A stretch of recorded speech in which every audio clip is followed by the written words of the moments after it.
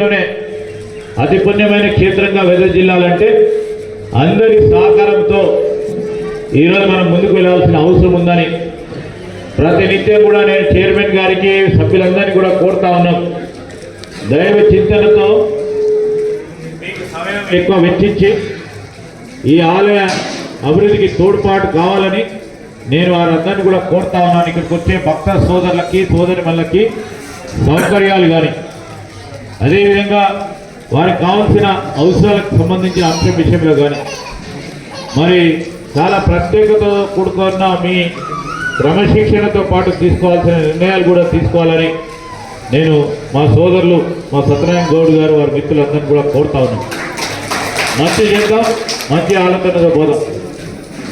అదేవిధంగా మీరు అందరూ కూడా చూస్తూ ఉన్నారు, ఒక పక్షాన మంచి చేద్దామంటే పనికిరాని వాళ్ళు ఇష్టరాజ్యం అడ్డగోలుగా ఆఖరికి నా కుటుంబ సభ్యులను కూడా వదలకుండా మాట్లాడుతూ ఉన్నారు. అయినా కానీ ప్రజల పక్షాన్ని నిలవాలి, ప్రజా సేవ చేయాలి, ప్రజల మధ్యలో ఉండాలి. వారి గురించి మేము తిట్లు తిన్నా, మేము మా సమస్యల్లో ఉన్నా ఈరోజు ప్రజా సేవలు ఉన్నాం కనుకనే ప్రజలు జవాబు చెప్తూనే ఉంటారు. చెప్పేవారు కూడా ముందుకు తీసుకెళ్లే ఒక కార్యాచరణ తీసుకెళ్తాం. మురికి కాలువలో మరి దాంట్లో పుట్టిన చిన్న సూక్ష్మ జీవి కూడా ఆ విధమైన పదజలం ఎవరు కూడా వాడు.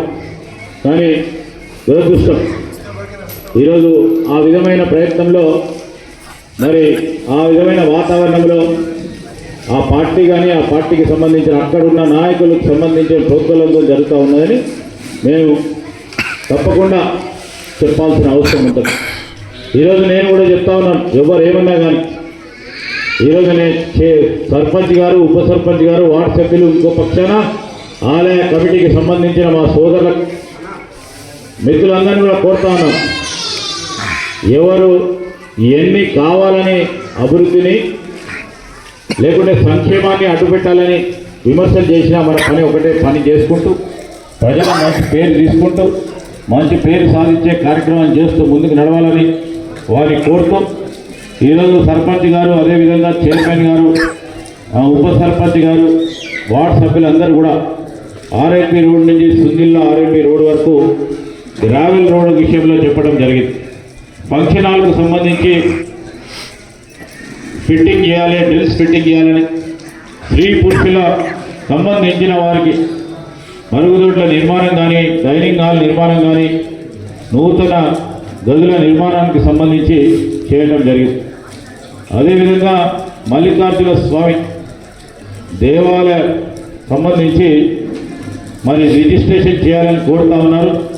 ఒకటి తర్వాత ఒకటి వారు చెప్పిన అంశాలు దృష్టిలో పెట్టుకొని